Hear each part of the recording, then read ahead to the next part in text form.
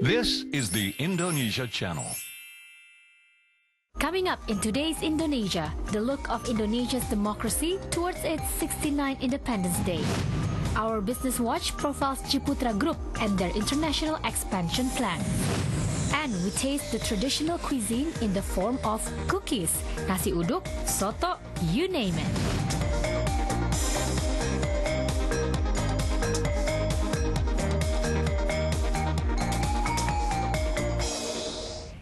Halo, selamat berjumpa lagi. Welcome to today's Indonesia from Jakarta. I am Luisa Kusnandar. Democracy is a crucial part of Indonesia's national identity. Many acknowledge that democracy in Indonesia has expanded and matured. The Indonesia Channel's Prisma Kinanti explains.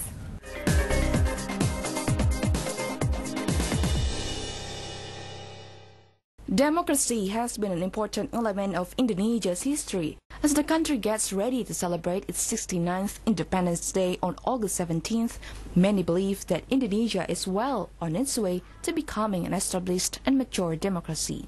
This was evident in the outcome of both legislative and presidential elections, which ended peacefully. Analysts note that the government has been more successful than ever in addressing the hopes and aspirations of the people. Dan prosesnya pun kita bisa lihat bagaimana lalu lintas percakapan di kampung, pembicaraan warung kopi sampai orang-orang kota yang berbicara melalui sosial media.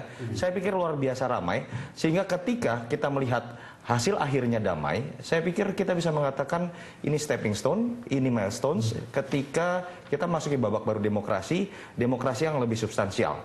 But some feel that Indonesia still has a way to go toward achieving full democracy. Demokrasi Indonesia saya rasa sudah bagus, banyak perkembangan dibanding era sebelumnya. Terlihat dari pileg dan pemilu yang sudah semakin, partisipasinya semakin meningkat. Kalau masalah lebih maju sih, kayaknya belum dibilang maju kalau orangnya masih ya seputar itu-itu aja. Maksudnya orang-orang yang masih bukan orang-orang yang baru lah, masih orang yang lama-lama itu juga gitu. Proses demokrasi di Indonesia sudah cukup maju dan dewasa dengan berbagai macam partai yang sudah ada di Indonesia. Kita warga Indonesia udah pintar untuk memilih mana yang menurut mereka pilihan yang terbaik. 15 years ago, Indonesia was under the 32-year autocracy of President Suharto, where people had no choice but to vote for the same political parties in elections. Even after the fall of Suharto, governance was still decentralized across more than 500 districts.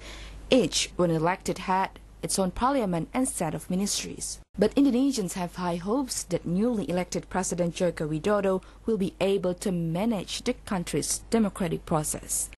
Prisma Kinanti, the Indonesia Channel, Jakarta. We get perspective now from our viewpoint analyst, Yosef Jakababa is here. He is a historian at the Center for Southeast Asian Studies and also a lecturer.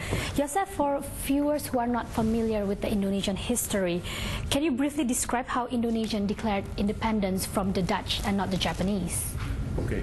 In August 1945, when Indonesia declared independence, not specifically declaring independence from either Dutch or the Japanese, but it's mostly on the declaration of independence against foreign occupations. So it's a statement to the world that now Indonesia is no longer under foreign rule, and Indonesians are ready to become independent nation. Now, we've been 69 years independent. Yeah. How far do you think we have come after these 69 years? In terms of democratization? In terms of democracy. Okay. We've come a long way, actually. Even though in the 1950s we had experience on democratic experiment also at the time, and then for 32 years under the new order, we experienced authoritarian rule. But until from 98 to the present, we actually becoming a very good democratic model. Even though I believe this is still a learning process, there's still many things to be corrected. But in terms of from where we came, we've done a lot. What do you think needs to be done in terms of the government right now? Okay. In terms of the government, I believe the government should be more transparent and also deliver their promises within in their policies. And also, probably the public can participate more in not only in the electoral or elections, but also monitoring the government in the performance and also the policy that they created. What are your thoughts about the recent presidential election and how Indonesia is in terms of our democracy right now? If we're talking about the recent Indonesian election, we see that there's a huge political participation from the people. People are more connected with the reality and all political reality, and they want to participate in it. But probably what needs to be, I don't want to say fixed, but we need more participation in terms of the legislative elections, because I think there's still some confusion about the system. People tend to focus more on electing the president because it's individuals, but as we know, the democratic system is in the president and also the legislative. It both works together. The one cannot work on its own. So this is the learning process, and I believe people begin to learn and they try to find out informations and they want to participate.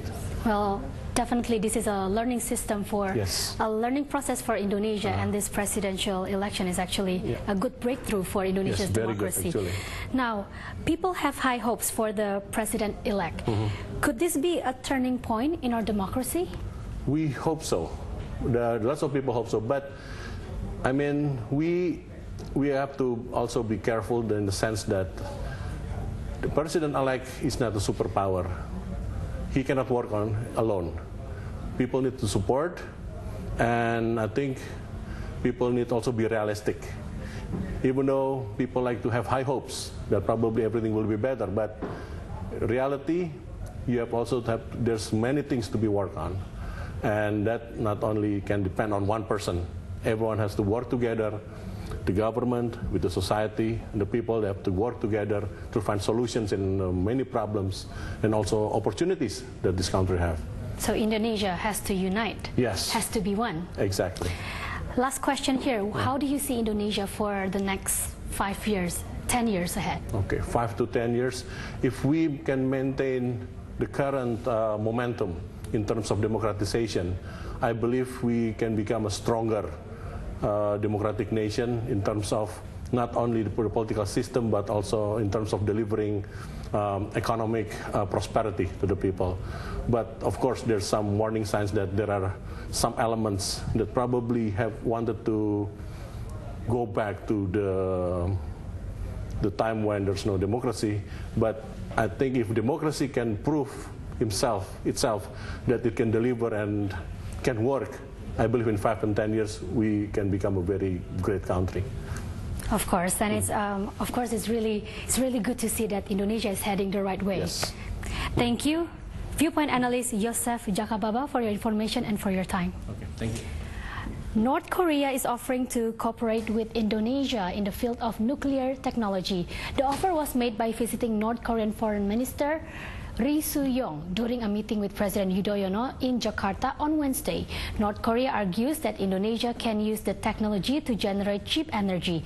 Indonesia has plans to build a nuclear-powered electricity plant, but the plan has remained refrained due to strong domestic opposition. Now to our first look at the weather. Standing by at the weather monitor is Winnie Kusumawardani. Winnie, quick forecast for tomorrow? Well, Luisa, let's prepare a hot cup of soup because unfortunately it's still a gloomy day here in the capital. We'll expect some heavy rain with the high reaching 32 degrees Celsius, and nighttime temperatures will cool down to 24. Well, that's first weather. I'll be back with the complete forecast later in the program. Back to you. Thank you, Winnie. Today's Indonesia will continue shortly. Deborah Priscilla joins us next with story on one of Indonesia's most successful developers. Stay with us.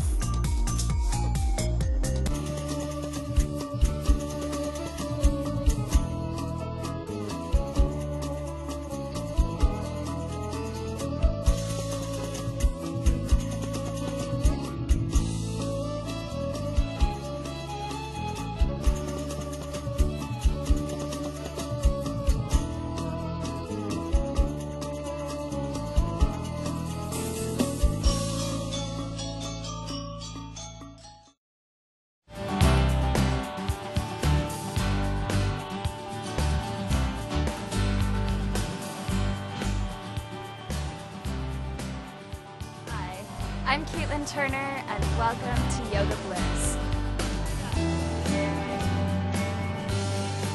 Right, and then start to fly. Out and up to the sky. Breathing here. Length arms wide. Reaching out over your right fingertip. And inhale it all the way up and open.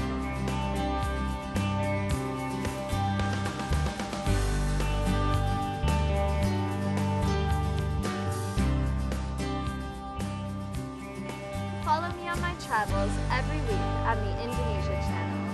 Namaste.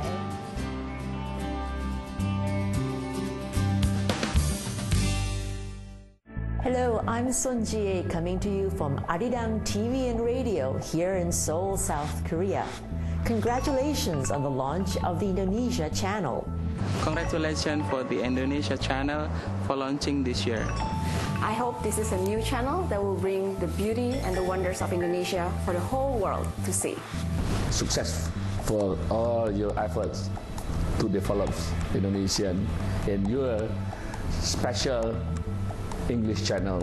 Hello, I'm Dewi Fortuna Anwar from the Office of the Vice President in Jakarta.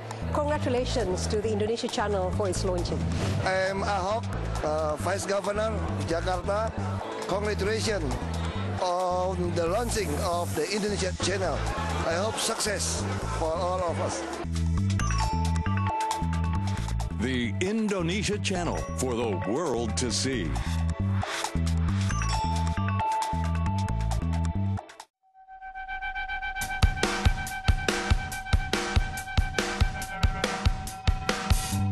I'm Julia, and this is iPhone Playlist.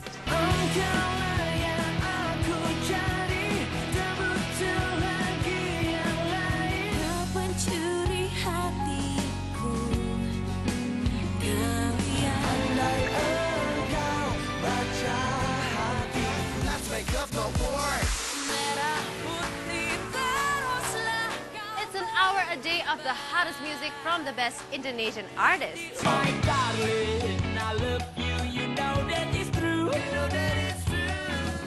Andaiku malaikat ku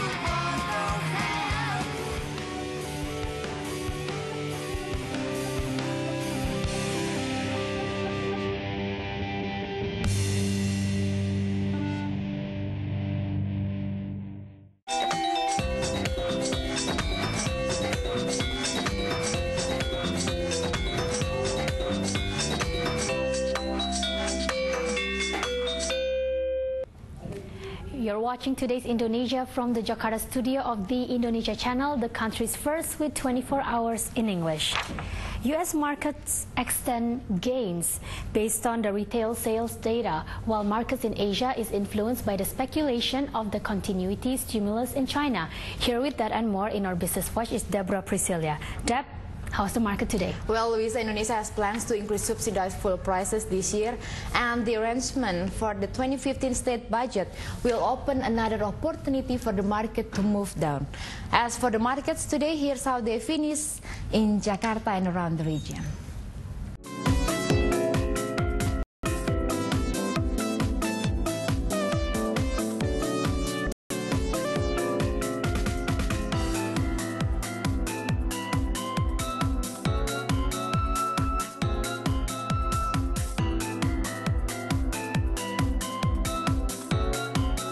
Ciputra Group is one of the most prominent developers in Indonesia and has gone global. I talked with Budiarsa Sastrawinata, the managing director of Ciputra Group, and how he explained on Ciputra developing new project overseas.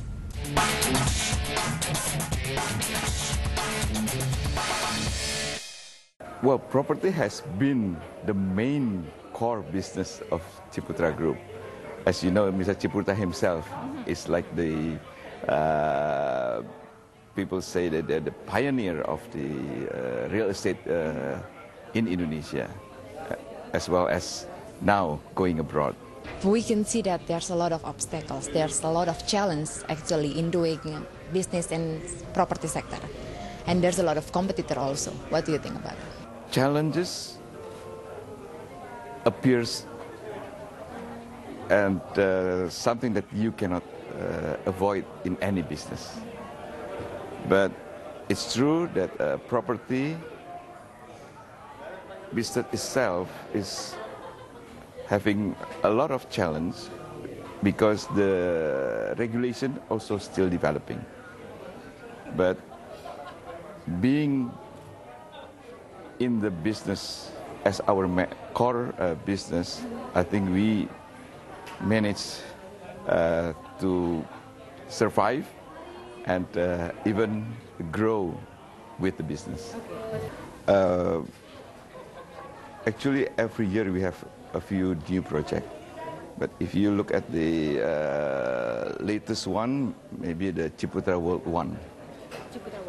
Ciputra World 1, which is a mixed-use complex, consists of shopping mall, office building, hotel, and apartments. But for the landed house and new town development, we have all over Indonesia. And tonight you come up as a winner also, 20 Global Rising Stars as a global brand. What are you going to do this year as a business plan and to go overseas? We carry on with our overseas development, which is currently in 3 countries, which is Vietnam, Cambodia, and China. Because we are building a new town, which is a long-term project. So it's not going to finish in a year or 2. Okay. So we still carry on. Carry on until? Some projects still takes 5 to 10 years. Some is even longer. It's different from one project to another. Okay. Because the stage of development also different. The Vietnam project in Hanoi is more mature, so that might finish earlier. In the developing countries, it's always the margin still quite handsome, but of course, being in the long-term project, there must be an up and down, and we do realize the ups and downs from our experience.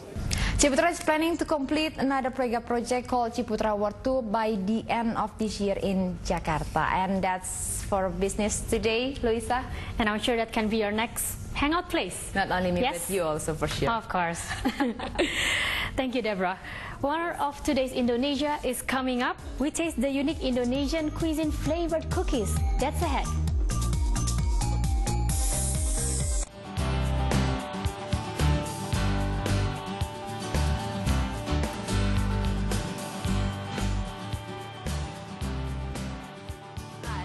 I'm Caitlin Turner, and welcome to Yoga Bliss. Breathe and then start to fly. Out and up to the sky. Breathing here. Blank arms wide. Reaching out over your right fingertip. And inhale it all the way up and open.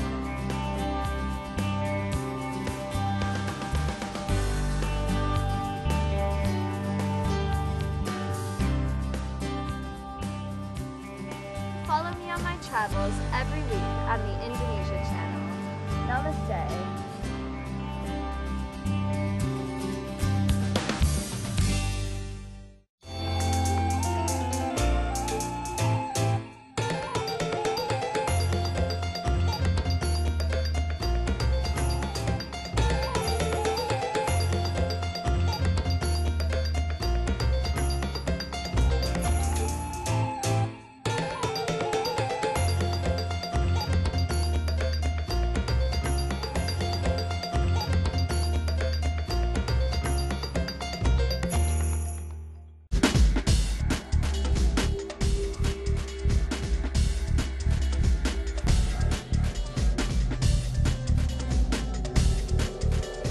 Passion for fashion, only on the Indonesia channel.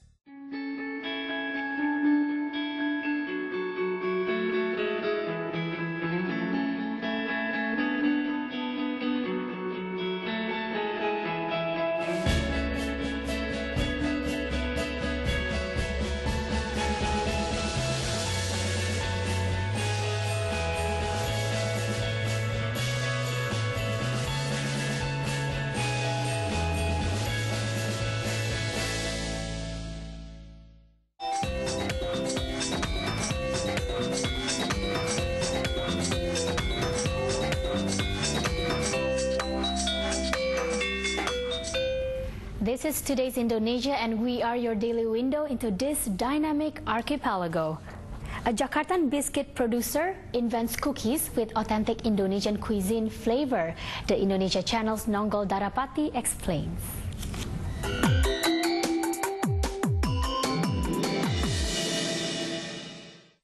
Infinite Delight, established in 2009 by Katalin Darmono, whose parents founded the famous Kongguan biscuit business, offers premium cookies made from recipes and ingredients of world-class standards. It officially opened its first outlet in 2013, with its newest outlet located on the upper ground floor of Lipo Mall Kemang in South Jakarta. Starting out making cookies as wedding souvenirs, Darmono now produces premium cookies with 23 flavors that are uniquely rooted in Indonesian cuisine. She uses authentic spices and no preservatives. The cookies can be kept for up to 3 months. Pada awalnya ceritanya ownerku ada masukan mungkin dari expert, dari rekan-rekan expertnya, lalu expert tuh kayak bilang sama ownerku, kita kayak udah mulai bosen deh dengan oleh-oleh dari Indonesia yang seringnya batik atau mungkin makanan tradisional kayak bapia kayak gitu. Dan akhirnya ownerku membuat ide gimana kalau kita bikin cookies rasa Indonesia banget dari makanan-makanan tradisional Indonesia. The 6 flavors in the Indonesia Savory collection are nasi uduk, soto, rawon, sambal terasi, rendang, and taro. Di sini untuk kuenya sendiri emang beda dari kue-kue yang sebelumnya ya. Jadi kalau di sini kan ada rasa seperti oriental ya, ada Indonesianya, ada rasa soto, nasi uduk, sambal terasi, dan emang beda banget sama untuk yang makanan ringan yang lain gitu. Jadi aku sih favoritnya di sini sambal terasi sih. Each cookie is individually wrapped for freshness. There are 2 sizes of cookies, small ones that cost 4,500 rupiah or 40 cents, and big ones that cost 9,000 rupiah or 80 cents. Menurut saya sih ini satu terobosan baru ya, di mana rasa yang ada itu beda dengan cookies-cookies lainnya. Di sini aku baru dengar ada nasi uduk, rendang, soto, bahkan rawon. Dan itu kan mungkin masih sebagian kalangan mungkin masih aneh ya. Tapi saya udah coba dan itu rasanya bisa bersaing kok dan lebih tradisional rasanya. Customers can choose from boxed sets of cookies with unique packaging and names like Little Venice, Paris, and Little Delight, and sets with a mixed assortment of cookies called deluxe packages at prices ranging from 36,000 rupiah or $3.20 to 512,000 rupiah or $44.30. For the Indonesia Savory collection, the boxes are specially made with a batik design. The outlet is open from 10 a.m. to 10 p.m. Nonggol Darapati, the Indonesia Channel, Jakarta. That is such a brilliant idea, and on top of my head, I'm thinking other cookie flavors, maybe satay cookies or even gado-gado. What do you think, Wen? Do you have any other ideas? That sounds delicious, Luisa. And how about one of my favorite dishes as well, Indonesian lamb stew cookie? Yummy, but now let's start the weather. Let's start in Aceh, where it will be an afternoon thunderstorm or 2, reaching a high of 31. Medan will be cloudy with a chance of thunderstorms or 2. The high will be 30 and will cool down to 24 at night. Now we head over to Java. Here in the capital Jakarta, expect some heavy rain with high of 32 degrees Celsius. Now on a rainy days like this, a cup of tea or coffee with one of typical Betawi cookies, kue kembang goyang, well, it will be very, very nice. Nowadays, these cookies is served in special occasions. Surabaya will be a nice day with clouds and sun. Afternoon temperatures will hit 31 degrees Celsius and cooling down to 22 at night. In Bali's capital Denpasar, expect some showers. The high will be 28. Heading up to Makassar, there will be a cloudy day with temperatures ranging from 21 to 33. Now in Maluku, northern island of Indonesia, has a traditional cookie called bagea, made out of sago and walnut. Pretty hard in texture, but so delicious. And in Papua Jayapura, the high projected to be 32. Expect some clouds with a chance of thunderstorm. Well, guys, so that's a Friday forecast. I have a question for you. What is it?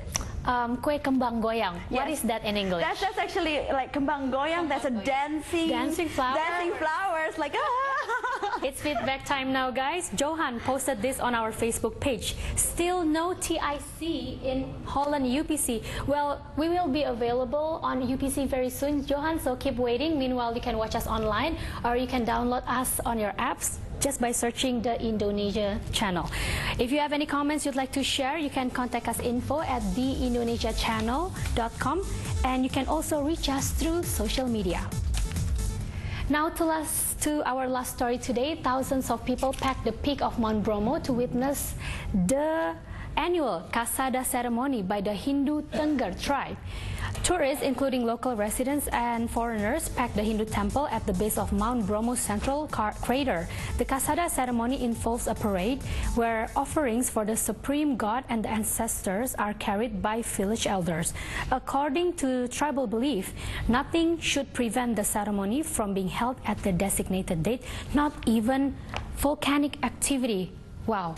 That's a bit extreme. Not even the volcanic activity. Not even volcanic activity. Wow. But I've been to Mount Bromo, and I saw so many international photographers there waiting to catch the wonderful sunrise and sunset. Sunrise, exactly. I mean, like, you got to be there like what, 4 o'clock? 3 even. 3, wow. Yes. And it's so beautiful cool there. Yeah. Yeah, for sure. Well, thanks everyone, and that's today's Indonesia from Jakarta. Thank you for watching with Deb and Winnie. I'm Luisa Kusnandar. Please join us again tomorrow. Bye.